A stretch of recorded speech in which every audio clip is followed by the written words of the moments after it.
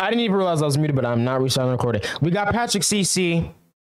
We're talking about Bo Burnham, who I don't really know much about. I know he's a comedian. He had like a movie or something, and then a soundtrack that people with questionable music taste really loved. I don't know. I didn't listen to it. I didn't watch the thing.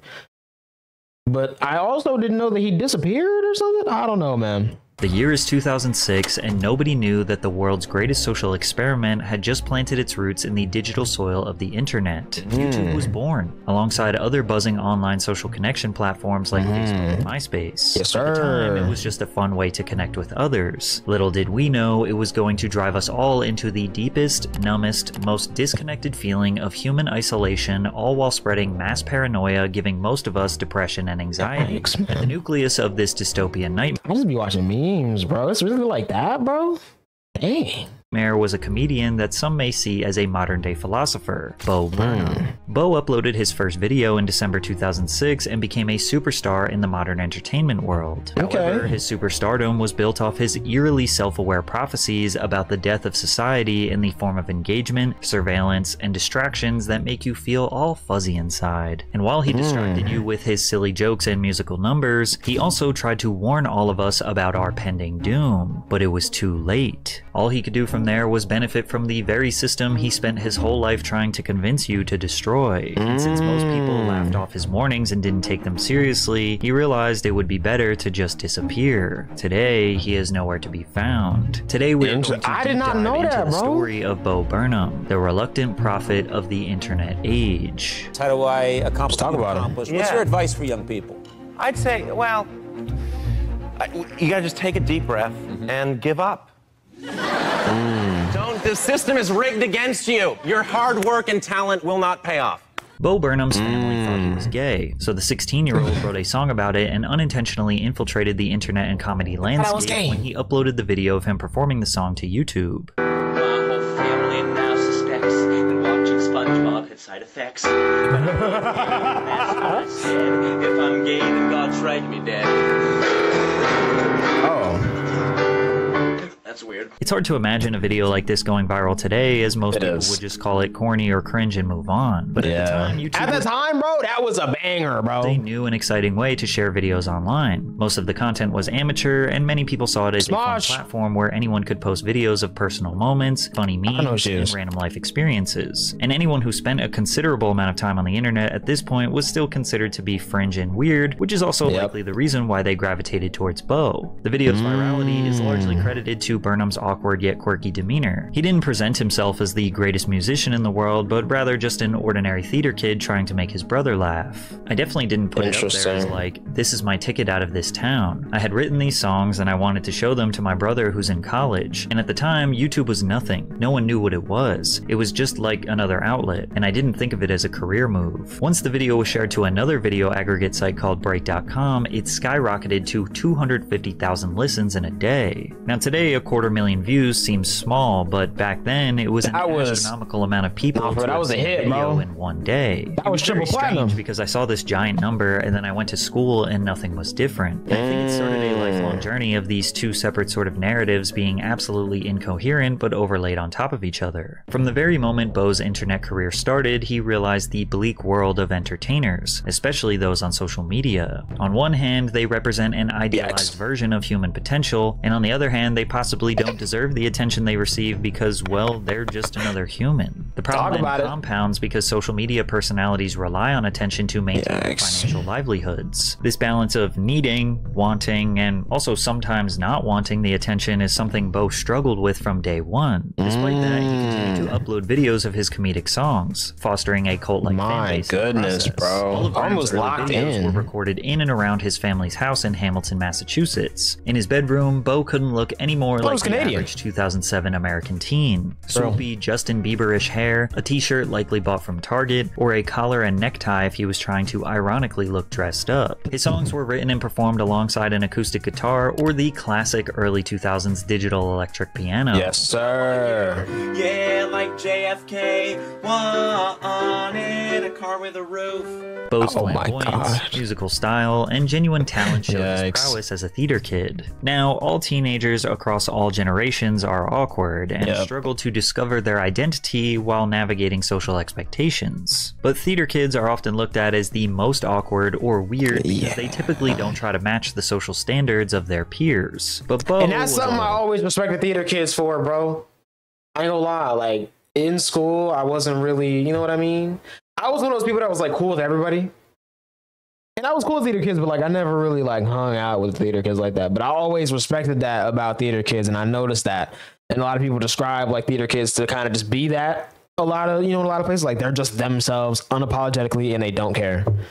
And they stand on business. And I like that, bro. Different. His commentary on pop culture combined with his edgy humor allowed him to appeal to the cool kids or adults online, which is probably why he earned such a large fan base and led to every one of his videos surpassing multiple millions of views. Go to a vagina orchard. Count 1, 2, 3. Spin that plane around. You got a third world country. That's right.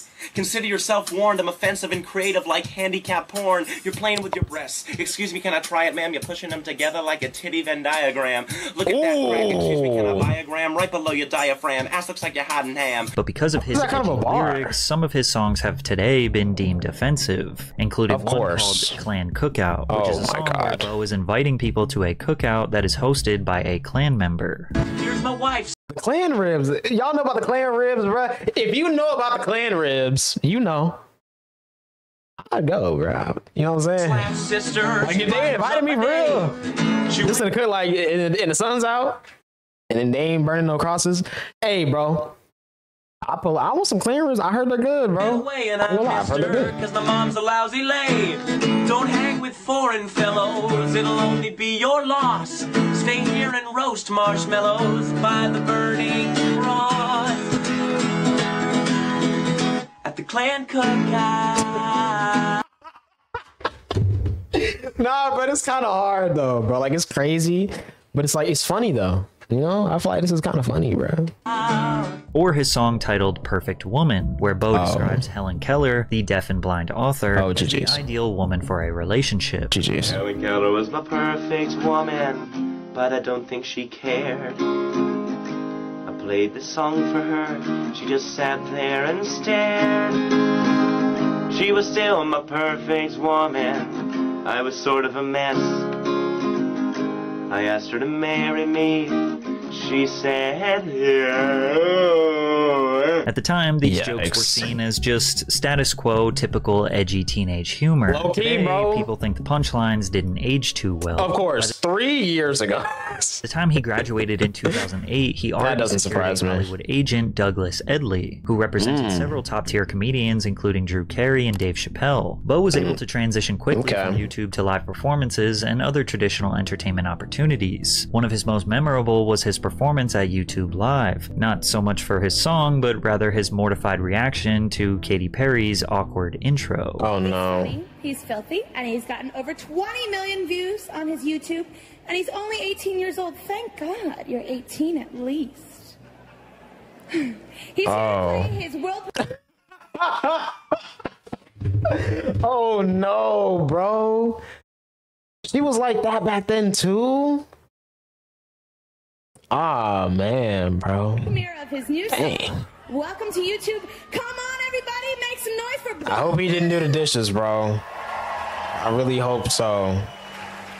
Thank you, Mrs. Perry. Although many consider him a pioneer of YouTube, Bo had his sights set on Hollywood. I always wanted to be a comedian and actor, Burnham explained. I basically stumbled into the music medium though. Musically, I'm okay, but that's about it. I like to think I'm good enough not to negatively affect the performance. From there, YouTube would just become this sort of catalog or landing page where he would return whenever it was time to release new material. Entering 2009, he leveled up his production higher than ever, releasing his first self-titled album. The album mostly included songs that had already been uploaded to his channel. He said, I wanted to show respect for the online community, that I think what pleases you guys, what you guys like, is good enough for any medium. The album received positive reviews from critics and peaked at #1 on the US Billboard Comedy Albums chart. I was about to say, he went #1? US Billboard Independent Albums chart, peaking at #12, and was later certified gold. Despite seeing much success early on in his career, not everyone were exactly huge fans of his comedy. On March 2nd, 2009, 15 Westminster College students protested his concert there that evening due to his use of homophobic and racist language. That's understandable. Gay bashing is wrong, which is so ironic because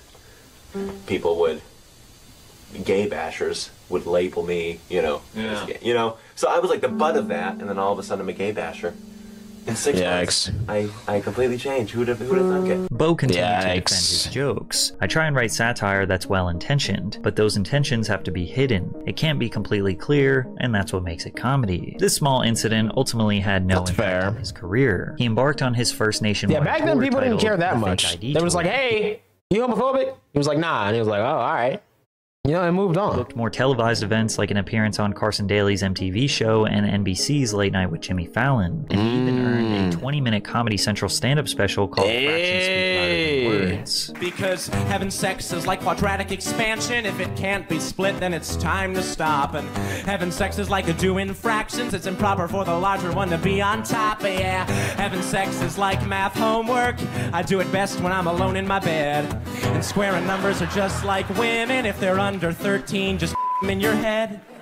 At age 19, Burnham debuted his stand-up routine, Words, Words, Words, at the Boston House of Blues, becoming the youngest person ever to get an hour-long special on Comedy Central. The album charted on 4 separate Billboard charts and peaked at #1 on the Billboard Comedy chart. While his music gradually became more mainstream, his audience didn't seem to care. If anything, they applauded Burnham's improved wordplay and ability to remain true to himself. Also, he was being recognized as a fresh face in comedy. He was able to sit down with legends like Judd Apatow, Mark Maron, Ray Romano, and Gary Shandling. Is that Bo actually, when he performs, there's a lot of ironic detachment there. There's a lot of, you know, you're not really revealing anything yourself. I never talk about what I really think about on stage directly because I just don't think, I don't value what I think at this point. I don't think anyone wants to get up and hear a 20-year-old like tell them what they think about how the world works. Would you do me a favor? So I just kind of make jokes. Would you do me a favor? Would you do Art is Dead? Must be psychotic, it must be demented to think that I'm worthy of all this attention, of all of this money you worked really hard for. He really was dropping that in there though. Worked at the drugstore, my drug's attention. I am an addict, but I get paid to indulge in my habit. It's all an illusion. I'm wearing makeup, I'm wearing makeup. The song Art is Dead was way ahead of its time and shockingly profound for the 19-year-old. I was about to say. In a way, he spent the rest of his career continuously rewriting the exact premise of this song. Some comedians are prophetic and extremely introspective and extrospective about the ever-changing society we live in. They almost know too much. He was the GOAT, I ain't gonna lie. Which results in them washed now though, unfortunately. Which is also ironic because they are constantly telling silly juvenile jokes, or in Bo's case, singing silly songs. Most people still thought Bo at this point was some theater geek who needs to go touch grass. Mark Maron described his song as cute. Art is Dead is both a confession and a critique, as Burnham wrestles with his role in an industry that is more about profit, ego, and attention than genuine creativity or contribution to society. But because of his Bieber hair and nervous energy, they didn't take him seriously. But the biggest reason why Bo was, and is still successful, is because he truly values the process of developing his act and doesn't rush out new material. In 2010, he explained his mentality. If I don't feel like doing this next month, I won't do it. And if I don't think I'm good anymore, or if I haven't carved something new, then I will quit. This approach he said that in 2010. Write and perfect the next stand-up special that would drastically change his career. What? First, it's worth mentioning that What was released on Netflix, meaning Bo was an early adopter on 2 different platforms, because nobody could have predicted the absolute powerhouse that Netflix would become, especially in the world of stand-up comedy. Second, people knew Bo was good, but this special unlocked a creative potential that took everyone by surprise. What went beyond the straightforward comedic skits of his earlier YouTube videos, blending comedy, music, theater, and philosophy. He created a multimedia experience that used intricate lighting, sound cues, and staging in ways not typically seen in stand-up. What added a level of maturity and introspection to his work, departing from purely surface-level teenage edgy humor. You think you know better than everybody. You will die alone. But in the meantime, you might as well tell those silly jokes of yours. The very first line in the first song he performed said, "You used to do comedy when you felt like being funny, but now you're contractually obligated, so dance, you effing monkey." Setting the tone that he was going to explore the more complex dynamics of fame, artistic integrity, and a comedian's role in society. Being a comedian isn't being an insensitive prick capitalizing on the most animalistic impulses of the public. It's being a hero. But make no mistake, this thing was still filled with absurdist humor. Yo, fellas, don't you hate it when you're blowing a guy and he ends up being a fat? Am I right? Yo. I've been blowing a fat this whole time? Or how about the full 1.5-minute section where he simulated himself pleasing himself? But this special is definitely remembered for its impressive musical numbers and exploring themes of our destructive world and existentialism. From God's perspective, it is a song that addresses religion, as Burnham, from God's perspective, argues that people shouldn't think their religious views protect them from being bad people. He even criticized religious people who constantly argue whose perspective is correct, questioning, but no one entertains the thought that maybe God does not believe in you. This balance of comedy and darker, more personal themes would become a defining element of his style. Perhaps the most memorable part of the show was a song called Repeat Stuff, which criticizes the emptiness of modern pop songs, more specifically the ones performed by musicians like Justin Bieber and One Direction. Who use the same formula to hypnotize little girls and rake in R.I.P. Liam, bro. He sings, "Oh girl, I hope you don't think that I'm rude when I tell you that I love you, boo. I also hope that you don't see through this cleverly constructed ruse designed by a marketing team cashing in on puberty and low self-esteem and girls' desperate need to feel loved." What they do is they're love songs to girls, and they describe the girls as vaguely as they possibly can, so that every girl can think that that song's about them. So it's like I love how your fingerprints are different than everybody else's, and like I love how your eyes have that like bluish, brownish, greenish color, and like your torso has an arm on either side of it. And just before the end of the track, Bo abruptly interrupts the song to portray the artist selling their soul or body to Satan. If you're my agent, you might be thinking, oh no, sound the alarms. You're not appealing to little girls who don't have arms, but they can use iTunes, so who needs oh girl, oh hello Satan. Oh Satan, you taste so good. Repeat stuff, repeat stuff, repeat stuff, repeat stuff. Closes with the intense and hauntingly orchestrated musical number, We Think We Know You. In the song, Burnham seems to grapple with the pressure of audience expectations, the struggle to stay authentic, and the reality of being placed in a box by his fans and the public. As the song reaches its peak, Burnham stops abruptly, which results in a powerful silence where the audience understands what the song and what the entire special is actually about. We think we know you. We think we know you. We think we know you. We think we know you. We think we know you. We think we know you.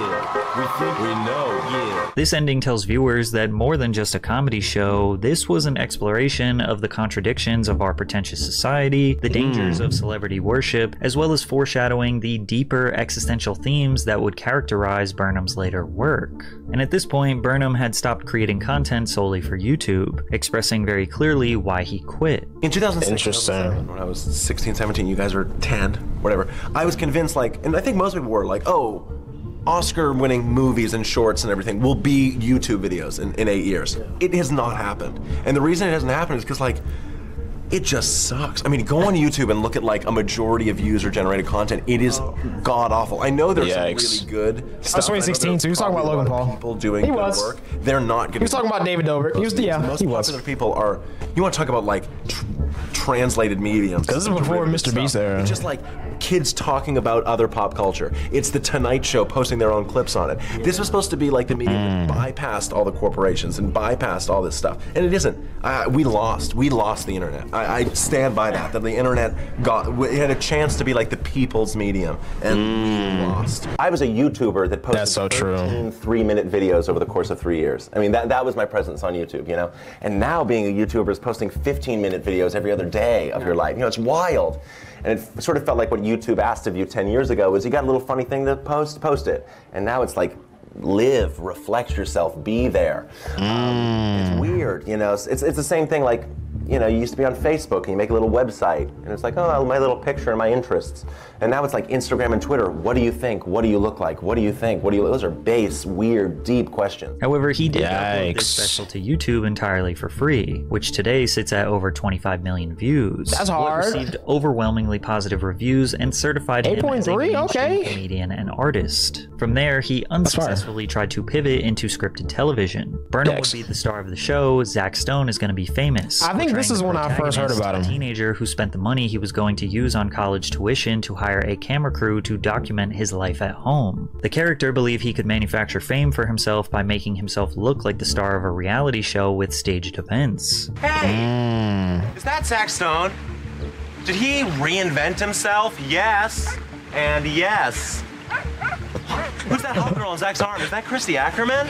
Yep. I'll do the voices, okay? Zach Stone is going to be famous, premiered on MTV in May of 2013. Despite earning generally positive reviews from critics, including Newsday, which described the show as almost too clever, funny, and ironic for MTV, WMTV slander. Ratings during its run, leading to its ultimate cancellation after the first season. In a bittersweet message to his Facebook, he wrote, "If you like the show, I am sorry that you won't be getting more of it soon, but please don't feel sorry for me. I am the luckiest guy that I know. Thank you all so very much. Bo." Aside from his short stint on the 6-second video sharing app Vine, Burnham would remain a guy. He occasionally posted on social media or attended an event here and there, but he spent 3 years working on his songwriting and carefully crafting new theatrical performances, which were on full display in his most successful stand-up special to date, Make Happy. Thematically, Make Happy was nearly the exact same as What, but perhaps slightly less interpretive and more to the point, and it also is probably Bo's funniest special. He remained consistent in his ability to weave together various genres and styles, blending stand-up comedy, musical theater, and performance art in a way that made his show unpredictable. We'll do a racial joke about the white people so you don't feel uncomfortable. White people, we like the same foods. I didn't know this was from this. Okay. Favorite sandwich, peanut butter and... I know it was him, jelly, but... macaroni and... Our favorite chips, salt and Wow. The way the lights came on, like, bro.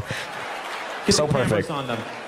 So perfect. Straight White Male is a song on the problems one faces when cursed with being Caucasian, heterosexual, and male, with the irony being that they don't face as many problems since straight white men have historically caused most of the oppression experienced by women, ethnic minorities, and those a part of the LGBTQ community, among others. We used to have all the money and land, and we still do, but it's not as fun now.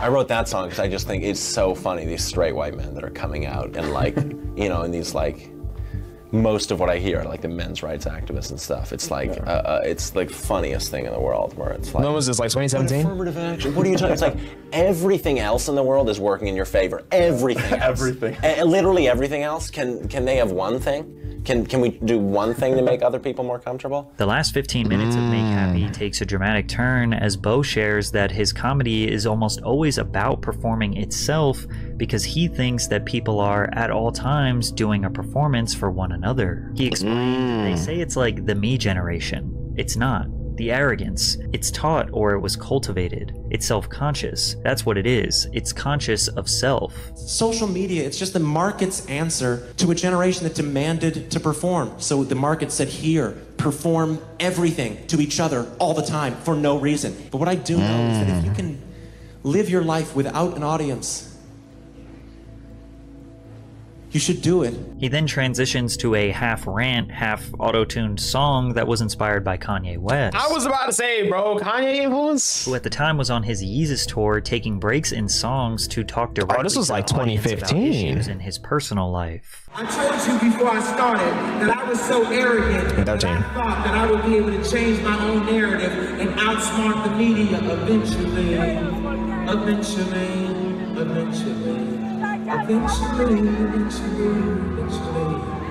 Because now that I actually signed my deal with Adidas, I've got opportunity. Yikes. We all know how that turned out. GG's. The randomness mixed in with seriousness inspired Bo to do a 7-minute rendition of Ye's performance. The first half was about him not being able to fit his hand inside of a Pringles can. I'll say it again, the diameter of Pringle cans is way too small. 2 radiuses of a Pringle can is way too small. If you feel me, put your hands up. Come on. If you feel me, put your hands up. Look at all these hands that are way too big to fit inside a Pringle can. And the second half was a little bit more serious. Talk about it. I don't think that I can handle this right. I don't think that I can handle this right. I don't think that I can handle this right. So look at them, they're just staring at me like, come and watch the skinny kid with a steadily declining mental health. Yikes. And laugh as he attempts to give you what he cannot give himself. The special ends on a very depressing yet honest note with the song Are You Happy?, where he essentially in song form asks the audience if they loved or hated the performance. But he recognizes it doesn't really matter what they think because he is not happy with himself. He sings the most profound line at the end, "You're everything you hated. Are you happy?" Bo was still that awkward, charismatic theater kid that his YouTube audience loved. However, here, peaking in fame and success, he recognizes he is just another one of those celebrities that he spent so much time making fun of. Who will pander, act like he deserves attention. He lived long enough to see himself become the villain, bro. Or his art is somehow better or more valuable than anyone else's. And because of that, he will be rewarded with more money and more fame, only continuing to compound the problem. Perhaps one of the reasons why this special ends this way is because he genuinely believed he was not going to continue doing comedy after this special. I don't know, man. I am not lying when I am saying it's a very good possibility I don't do it anymore after this one comes out in a couple months. There is a real possibility of that. The show is sort of about my anxiety towards performing. I mean, today was fun and we screwed around with the kids and stuff. But you'll see in the special what it kind of is about. Yeah, I like writing. I feel like I'm a writer, so I'd like to continue to write. I'd love to continue to make theater shows maybe for other people, but I might be reaching the end of the line for me. So like more poetry books and stuff like that possibly? Yeah, or writing a show for another person, or like a stage show or musical or something. I'd be more into, I'm a little tired of myself. I'm a little tired of writing for myself. I kind of want to collaborate a little bit. There's only so much I can do, and so much of what I write is limited by my ability. Like, I'm not a great singer or anything. It'd be so great to write for someone who can really belt. Although Bo's outlook here might seem a bit overly self-critical, his material and creative direction for both of his specials were almost exactly the same. The only things that felt new were the silly and stupid jokes, which don't really mean all that much. However, his critiques, his life as a straight white male, or his love-hate dynamic for performing summarizes his entire act. Since he became famous at a young age, he didn't have much time to be normal. He knows being a celebrity is unrelatable to comedy fans, and typically the more famous a comic gets, the less relatable they become, which negatively impacts their jokes. But another huge reason why Bo was not going to continue to do comedy was because his anxiety was so bad to the point where he felt physically debilitated on stage, backstage, or even just doing ordinary tasks. Yikes. It was so constant that I didn't think it could have been. It was every day, which actually probably should have pointed to anxiety. But and then it really, when I was 23, I had my first panic attack on stage, and then that was like, oh shit. How did the show continue? It continued. I've had You pushed through it. Yeah, I've had about 10 on stage, and I have a script that I have to keep to. So I have this inner monologue freaking out, and then I'm having to perform. But you found that you're able to still that's crazy. Perform the script while having a somewhat out-of-body experience. Yeah, I was. Crazy. But it was like I'd be a little out of breath. So I'd be the entire show for 20 minutes would be existing like on like the inhale kind of. It definitely wasn't my best work. It seemed like no matter what Burnham did, for real though, he could not subside his anxiousness, and performing just made it worse. It's very literal. I cannot handle performing in front of you people. It gives me panic attacks. I want to stop, and I did. And so it was decided. Bo Burnham was done performing live on stage. Allegedly. Instead, he wrote and directed his first feature film, 8th Grade, which was produced and distributed by A24 before premiering at the Sundance Film Festival in January of 2018. 8th Grade follows 13-year-old Kayla Day during her final week of middle school. Shy and socially awkward, Kayla struggles with anxiety and self-confidence while navigating the pressures of adolescence, social media, and the desire to fit in. Despite her timid nature in real life, Kayla posts motivational YouTube videos, giving advice that she struggles to follow herself. Even though I was about to say, bruh, there's a lot of people out here doing that, bro. Be pushing a certain, a certain message, a certain whatever the case may be on the internet, and they're not really living that themselves, bro. But I think a lot of people do it out of wanting to be the person that they need. You know what I mean? I think that's where it comes from. A lot of people are just trying to, I'm not going to say like, ask for help in a way, like indirectly, but like I said, they're trying to be the person that they want or deep down feel like they need or whatever. Biography, it feels heavily rooted in Bo's own experience as a young person trying to navigate this hyper-connected world. I felt like my anxiety for a long time was like very specific to me being a 25-year-old comedian with like an audience. And then I would like do my shows and like young kids would come up to me and say they felt like me.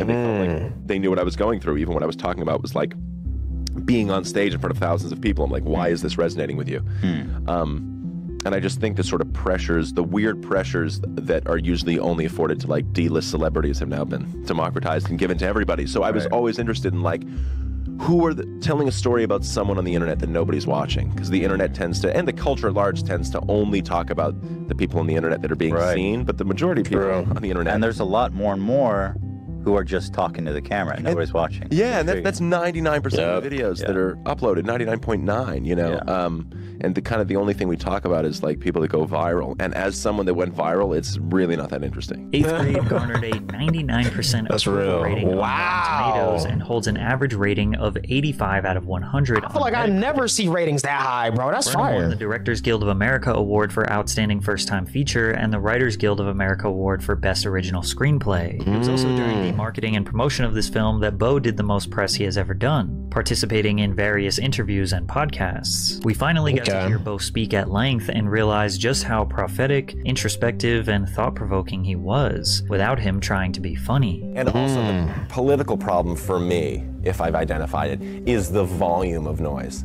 So no noise I contribute to it is gonna save that. To me, my political view is shut up.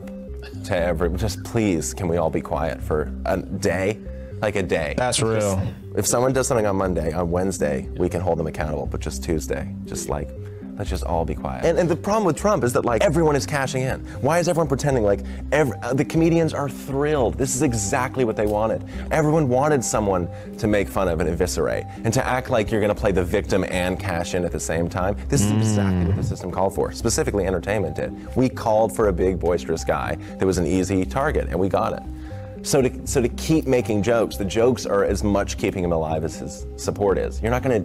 That's actually true though. And I be saying that about a lot of like the whole shut up thing. I feel like that applies to more than just politics, especially, entertainment, social media, stuff like that. People will yap about things that they hate all day. For some reason, 2024, it became cool to be a hater.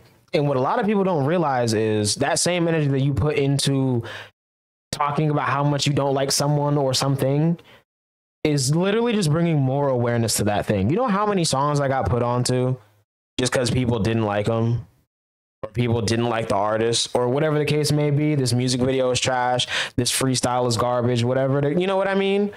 And it's like, I would have never known about that, and that wouldn't have been brought to my attention if y'all just like shut up about things that y'all genuinely don't like. Like, I really am of the belief that, like, if you don't like something, ignore it, bro. Like, if it's not like a big problem that needs to be addressed or like is actually hurting people, like if it's just something you genuinely don't like. If you don't like Duke Dennis YouTube videos, don't watch them, bro. Like, you know what I mean? I just don't understand. If you don't like, you know what I mean, big muscle like frat guys on Instagram, don't follow them. Like, I just don't understand why people feel the need to, and I think that's just part of the internet. People feel the need to express their opinions about everything, including things that they don't like, including the things that they, you know what I mean, may have disdain for. And it's like, bro, just shut up about it. You know what I mean? There's certain things I don't like that I never talk about because they genuinely don't deserve that energy. A lot of people act like, you know what I mean? It's always like being kind is free, being positive is free. And it's like, yeah, hating is too. And it's like, but is it though? Is it really? You know what I mean? You've been hating for the last 5 years and you're still in the same position because you could have put that energy into bettering yourself, into, you know, getting in your introspective bag, making a collab album with The Alchemist. You feel me? Like, you could have did that. But no, you still, you know what I mean, hating on someone else, some other industry plant, some other, you know what I mean, whatever the case may be. And it's like, bro, like, how does that make sense? I just don't get it. Like, I don't get it. for this purpose. So to think we're tearing him down with the thing that he, you know, at least 50% of him is there for, I think is just silly. Bo seemingly can't decide if everyone having an opinion on literally everything is good or bad. Maybe we're I think it's good, but I think the fact that people feel the need to then share those opinions is the bad part. I think everyone should have opinions on whatever they want. You know what I mean? Genuinely. Be curious, learn about things, you know, form your own opinions about certain things. If you really feel the need to share it, talk about it with your friends, talk about it with your family. You know what I mean? I feel like the internet kind of made people but neglect and overlook that close support system that could actually, you know, be beneficial for them. And instead they just run to Twitter. Instead they run to Instagram. Instead they run to Twitch and yap all day. Which is cool. I'm a streamer too. I do that too. But you know what I mean? I feel like there's a lot of things, like, people kind of just do that with everything. Every little thing that they have to have an opinion on, they feel the need to share it. And that's cool, but like, bro, relax. Genuinely relax, bro. Out the experts that deserve to be heard more than the ordinary person. Or maybe we can't trust the experts because they have the incentive to not tell us the truth. Therefore, the more talking from the ordinary person and the more information that we get could be better. Which is to try to give a more subjective, emotional description of what the internet is. Not like a description of the internet as most people do, which is like the rates of cyberbullying are up and kids are spending 5 hours staring at a screen and they're getting headaches. And it's like, no. What is the feeling of, and you hinted at this, walking through your life and not just living your life, which is already hell and impossible, but taking inventory of your life, being a viewer to your own life, living an experience, and at the same time hovering behind yourself and watching yourself live that experience, being nostalgic for moments that haven't happened yet, planning your future to look back on it. Those are really weird, strange, disassociative things that are, I think, new because of the specific structure of social media and the way it sort of disassociates ourself from ourself. And not only was he just upset at this overstimulating, hyper-connected world that big tech companies have created, he went to the Google headquarters and confronted them directly. I don't know, I just don't think we're totally processing. I think we're maybe processing on our own internally, but are we processing it as a group? What this thing means, what it's doing to kids, how it changes them, how significant this stuff is. You know, you want to say the word on television, you got to go to Congress. You know, you want to change the neurochemistry of an entire generation, you got to be 5 people in a room putting your hands up in Silicon Valley. You know what I mean? And it's crazy. It's really strange. Yeah. You know, you put a 50mm lens on a camera on a phone, and all of a sudden kids can take compressed images that are beautiful portraits of themselves. Is that good? Should we allow that? Does everything need to be streamlined? Right. We can talk to 5 people, now we can talk to 500, we can talk to 30. Do we need to actualize our social lives in the same way we're actualizing our clean energy and our travel? I don't know. You know, I just worry we're going to look back on this like we looked back on smoking, going, why are we all doing this? And the equivalent of my doctor smoked will be my shrink had a Twitter. You know what I mean? So I just, the conversation is changing so rapidly. You know, and by the time kids get old enough to become the adults that can then change things, the paradigm has shifted beyond anything they know. You know, it's really weird. I mean, now we're going way off the rails, but I'm interested in it because you guys are all obviously smart, young, engaged people, and it's these conversations I have are everyone's having them all the time privately, but it's very hard to have it in public, you know, because maybe it's slightly critical of the exact medium that the conversations are being had on. And probably the mediums have a vested interest for these conversations not to take place, he says as the audio feed cuts out. Clearly developed a great disdain for our over-reliance on smartphones and social media, but he wasn't blaming humans for getting addicted. That's what they were designed to do. They're coming for every second of your life. That's what these companies are coming to. This company as well. And it's not because anyone is bad. It's not because anyone in this company has evil plans or is trying to do this. They're not even doing it consciously. It's because these companies like Twitter and YouTube and Instagram, everything, they went public and they went to shareholders. So they have to grow. Their entire models are based off of growth. They cannot stay stagnant. YouTube, Twitter grossed $4-5 billion last year. It is in the red. It is unprofitable. It has to get more of you. That could be the ceiling for a place like this. YouTube, the ceiling could be 3 hours of engagement. No matter how nice it's trying to be, it is all that they're trying to get more engagement from you. We used to colonize land. That was the thing you could expand into, and that's where money was to be made. We colonized the entire earth. There was no other place for the businesses and capitalism to expand into, and then they realized human attention, that they are now trying to colonize every minute of your life. That is what these people are trying to do. Every single free moment you have is a moment you could be looking at your phone and they could be gathering information to target ads at you. Now, this may be much harder for children to grapple. Low key. You can fight this. You just have to consciously choose where you are spending your time online. No cap, bro. I ain't gonna lie. Me personally, I feel like over like the last year, you know what I mean? I still be in my moments where I'm scrolling or I'm, you know what I mean, doing what I'm doing, but I feel like I gave it a purpose, you know? I'm only, you know, on Instagram or on Twitter or whatever at certain times just to keep up with certain things that I care about, whether it be cars, whether it be music, whether it be fashion, you know what I mean? And then I'm off and I'm doing something else, you know? So it's like, I feel like a lot of people don't have that self-control to the point where they're on TikTok for 4 hours, you know what I mean? And their whole day is gone. You know, and I think part of that comes from the capitalist society that we live in, bro. It's like you go to work all day, you feel me? You come home, you gotta cook some, look after the kids, maybe if you got kids, you know what I mean? Clean up the house, do some laundry. By the time you're done with that, bro, you ain't really trying to do nothing but just, you know, scroll on Instagram, see what your friends from high school are doing, see, you know what I mean, what your favorite celebrities up to. It's like, it's a thing that's kind of just become part of our society. Because before that, it was just TV, bro. And low-key, it was the same thing. It wasn't as accessible. So it wasn't as, you know, much of a problem, I think. And I think we were still in that, you know, period of people still wanting to better themselves in certain ways. So they read more. I feel like we don't read enough nowadays. And I'm not really saying we, because I be reading. I don't know about y'all. But, you know, I feel like as a society, like we don't read enough. You know, Kindles came out.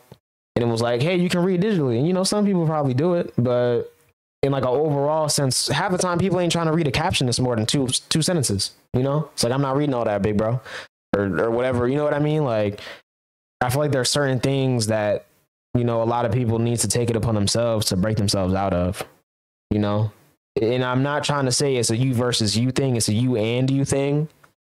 One of the philosophical YouTuber said that, and I was like, that's hard. But that's the truth, bro. Like, you can't see yourself as a villain for it. You can't blame yourself for it. It's where we are. We've always done that.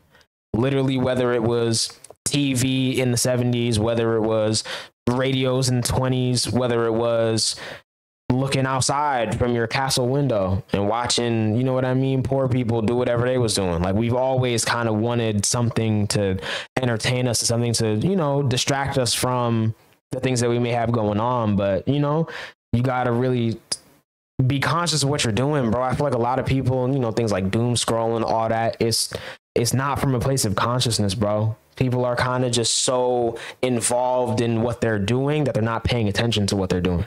But once you realize, like, you know, you can actively be in the present moment for certain stuff like that, you'll come to find out that it's really not that interesting, bro.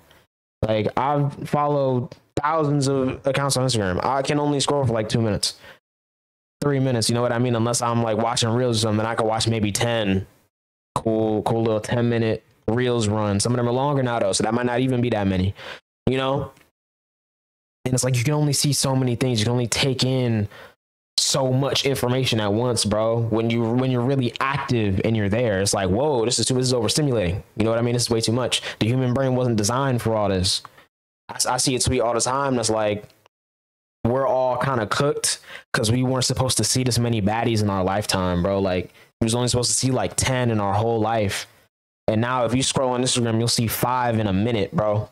And it's like, you know, that's an amazing thing, but like, what is that really, you know, doing perspective wise? I feel like that's why so many people have weird beauty standards and weird attitudes towards women and men and MBs, you know what I mean? Everybody. I feel like everyone truly looks at everyone differently now.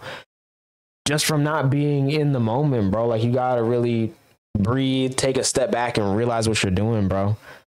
A lot of people just be getting lost in the stuff, and it's so easy to. Again, I'm not blaming you for it, but like, you know, lock in, bro. Constantly reevaluate what you are watching and stick with it. Because a lot of people will do that. They'll, you know what I mean? They'll lock in for a couple days, do the thing where they're not really on their phone. You know, they profit off of this now too, bro. You can buy a little jail cell for your phone off Amazon, bro. You know what I mean? You can buy a lock for your drawer on, you know, whatever website the case may be, bro. Masterlock.com, I guess. Not sponsored, by the way. Not sponsored. I don't recommend you use master locks. They're easy to break into. But, you know, like, it's to the point where everything is monopolized, even trying to better yourself, bro. So people will do that. They'll put their phone in jail. They'll, you know what I mean? The phone is lava. They'll get an app or something that some developer came up with to where if you pick up your phone, you know what I mean, it'll vibrate in your hand or something, and now you feel a certain type of way, whatever the case may be. But like, you really just got to stick with it. Whether it's shaving off, you know, baby steps. You can shave off a minute every day, or for 5 minutes, 10 minutes, an hour, 30 minutes, whatever the case may be, bro, to get that screen time down. But it's not even just about that. You know, it's about being consistent with that and then replacing that with something better. Even if it's literally just like, we don't really sit in silence with our thoughts anymore and ponder. No one ponders anymore, bro, which is why it's always the same think pieces over and over in the same revolving door of just mind-numbingly boring concepts and topics and stuff all the time, bro, because no one's really sitting down and just being. We always got to have a background show that we watch over and over. We always got to have music on. We always got to be watching something. We always, you know what I mean? And again, I'm not blaming you for it. I do all of this stuff too. Actively, every day. I do all of this stuff too. But, you know, you just gotta be aware, bro. I feel like we're becoming very unaware. And that's very clear. There's a lot of things that happen every day all around us that people do not pay attention to. And it's not really their own fault, but like, you know, I'm just saying, bro, y'all gotta really just be active, man. That's it. Watching it. Now, I personally benefit from this exact system. I quite literally need you to watch longer as it improves my livelihood. But I don't really know how much of you are watching this intently. Some of you are driving right now, or cooking dinner, or just laying down and you have me on in the background, but now I got your attention, so hey. How you doing? So while I do appreciate you being here and spending your time on something I and my team created, I just hope that it was at least by choice and that you weren't tricked or hypnotized and stuck in some sort of content wormhole. Anyways, Burnham made it apparent that he was more interested in writing, directing, and I think that's honestly, you know, one of the reasons why I started reaction content too. When I got into it, I knew it was oversaturated. I knew it was one of those things that you can't really grow in. But I felt like I was, you know, spending so much of my time either watching other people do it or just inactively being on the internet. I've been an internet kid since 2010, bro. As I was 6 years old, I was on YouTube pretty much daily. You know, like, this is just always what I've done. I've always watched things. I've always had opinions about the things that I've watched. I've always, you know what I mean? I'm an only child. I used to just sit and talk to myself. You feel me? I still do that now. But like, I'm saying, like, as a kid though, I would just, you know, I would do this. Literally, I would do this. And I feel like, you know, that kind of helped me be like, all right, if I'm gonna keep doing this, I gotta at least do something with that, you know? So I share it, and then people started commenting, and you know what I mean? People started subbing, and I appreciate all of you. But you know, it took that for me. I don't really, and it's kind of messed up because my watch later is way too long. But it's at a point now where I don't really have time to just like casually watch things or casually, you know, which is kind of cool because it gives me time to do other things like, you know, play video games, I guess. I don't know.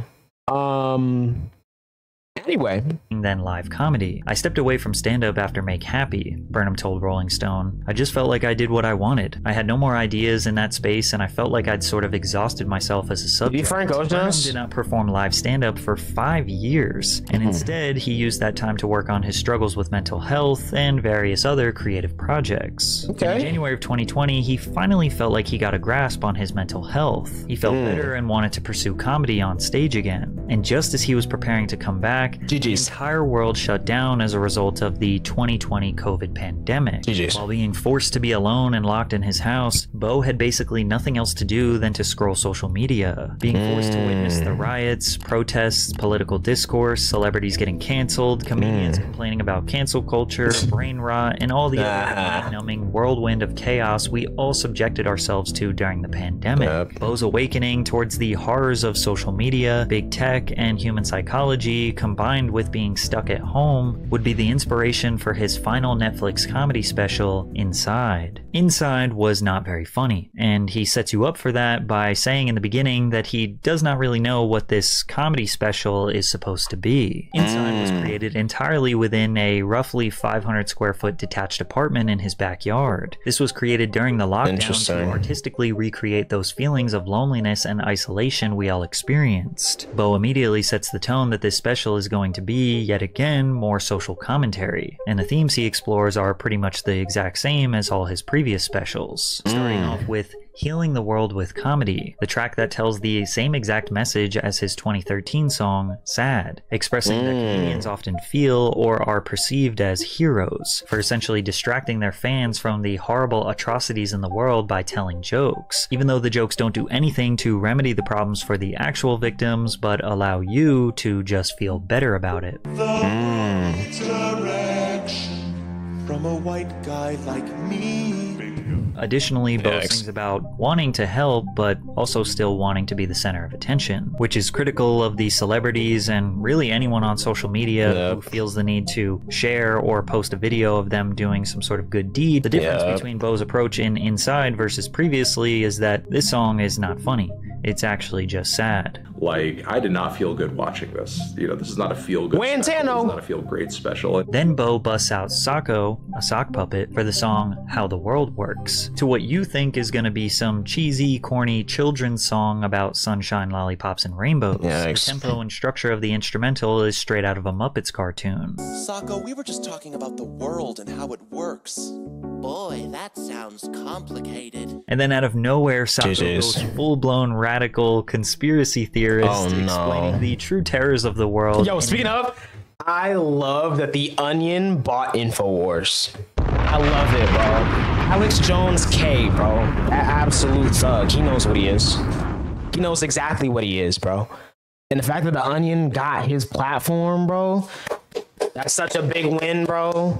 Genuinely, I'd love to see that, bro. I really do. Eerily fun and educational. I've been praying on his downfall for a minute now. Socko sings, the simple narrative taught in every history class is demonstrably false and pedagogically classist. Do you know the world is built with blood and genocide and exploitation? The global network of capital essentially functions to separate the worker from the means of production, and the FBI killed Martin Luther King. Private property is inherently theft, and neoliberal fascists are destroying the left, and every politician, every cop on the street protects the interests of the pedophilic corporate elite. Talk about it. The world is built with blood and genocide and exploitation. However, this is one of the very few upbeat and slightly funny moments. From here, it continues to get darker and sadder. The rest of the special definitely has a lot of anti-capitalism, anti-monopoly, anti-Silicon Valley rhetoric, but it's mostly packed with existential angst, melodramatic insights. I gotta watch it, bro. I just, like I said, I heard about it, but like not really.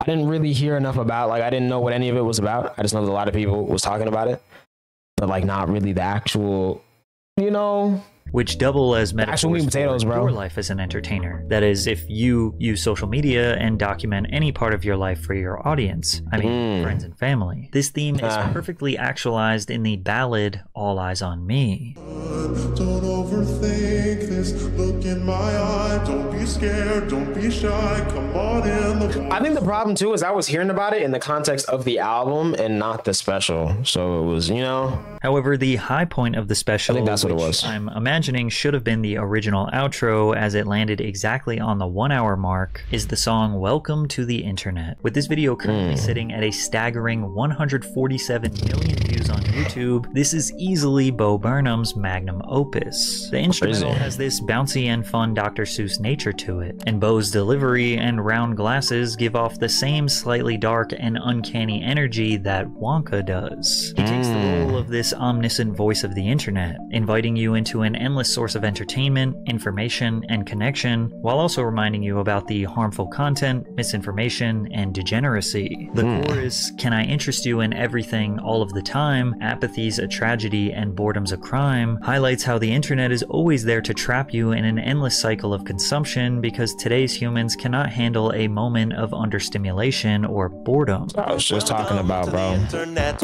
what would you prefer? Would you like to fight for civil rights or tweet a racial slur? He then goes on to mention that life was not always like this, and you think he is going to pivot to a moment where this was all a big accident and life was so much better before the internet, only for him to explain that getting people addicted to this social hellscape was all a part of some evil corporate plan. Mommy let you use her iPad, you were barely 2, and it did all of the things we designed it to do. Now look at you. It was always the plan to put the world in your hand. Then the song shifts from playful to sinister, with Bo's maniacal, evil laugh that makes the audience realize how trapped we are, and how the elites who run this world are laughing at the endless ocean of money they are pouring in at the expense of human civilization.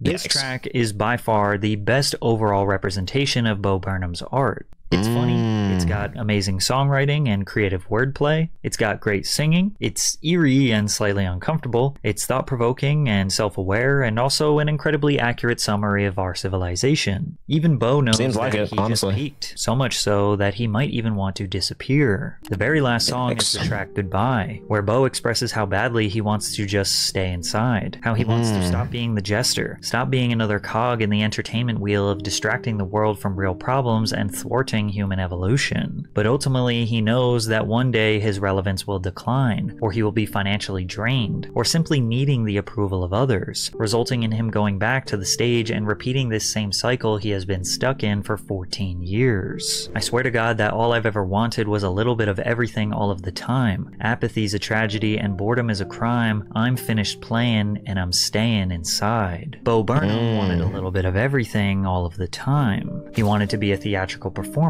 He wanted to be a comedian. He wanted to be a musician and a songwriter. He wanted to be introspective and thought-provoking, but he wanted to be crass and silly. He wanted to be quirky and cute. He wanted to be tall and handsome. He wanted to fit in with the geeks and the jocks, but once he got it all, he no longer wanted it, but he needed it because everyone's got to make money, and trying to balance all of this without going insane is next to impossible, which is likely why his mental health has deteriorated to the point where he has disappeared off the internet and is nowhere to be found, clearing all of the content from his social medias and replacing them with an ocean representing himself being lost at sea, but hopefully at peace. Yikes, or maybe he's just this fraud who puts on this fake melodramatic persona while he rakes in millions of dollars just like all— Yo, bro, I was about to say, bro. Why you just switch up on him like that, bro?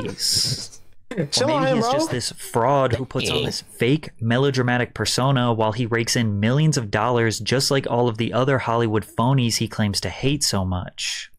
I don't know. Yo, hey, I ain't gonna lie, that's a good theory, Patrick. I ain't gonna lie, he kind of cooked with that one, bro. It's a possibility. And I feel like that's one of the things that we lost with, you know, the loss of pondering, like I said, bro. A lot of people think, you know, things have to be a certain way. You can't make it in Hollywood unless you sell your soul. You can't, you know what I mean? Like this whole thing. And it's like, bro, we need possibility. We need to bring back possibility, bro. Not everything's probable. You know what I mean? For all we know, with all these jokes that people saying, that probably is what will be happening. But How probable is that? I don't know, but it's very possible. And I think, you know, a lot, you know, we're kind of stuck in the whole, you know, things have to be a certain way. And they really don't, man. Like, they really don't. A lot of people think you need to be on social media all the time. You can't, you know, like I said, I'll be going on there just to keep up. I don't feel like I have to. I just want to. But a lot of people do. They feel like they can't not know what's going on. They got to be up on this drama and this thing and this pop culture reference that everyone's talking about. Brat Summer, you know what I mean? Everything, like, you really don't, bro. You can just be you. If you genuinely don't care, don't care. Don't act like you care. The same way that, you know, you don't need to talk about the things that you don't like. You don't need to pretend to like things that you don't care about. You know, you don't need to, you know, I don't even know what I'm saying anymore, bro. I'm kind of just yapping. But this was very interesting. This was a great video. I ain't gonna lie. Patrick CC, bro, and I've said this before, he just keeps upping it, bro. Every video is like banger and then banger and then banger, and they just keep getting better, bro. Love to see it. I ain't gonna lie. He's definitely doing his part in the you know, whole distraction cogwheel that we're all in. So, you know, salute to him for that. I definitely do need to watch Inside, though. I need to tap in with that. It's been a little minute now, so excuse me. This will be interesting to see how it's aged. Not that I've seen it before, but, you know, it's been out for 4 years now, so, but probably at this point. So, you know, that'll be interesting, I guess. Hopefully wherever Bo Burnham's at, he's, you know, he's found some sort of peace, some sort of genuine happiness. And if not, you know, hopefully he finds it soon, I guess. I don't know, bro. I don't know. It's funny, too. I just thought about this. Like, I feel like we're all kind of in the Truman Show that we've designed for ourselves. We're really the man, like, you know, that's like in the control room doing everything, and we don't even know it. And I think he figured that out, and that's also what the ocean represents, like him getting on that boat, trying to find the wall, bro. I think that's what it is, bro. I hope he finds the wall, man. Hope he does.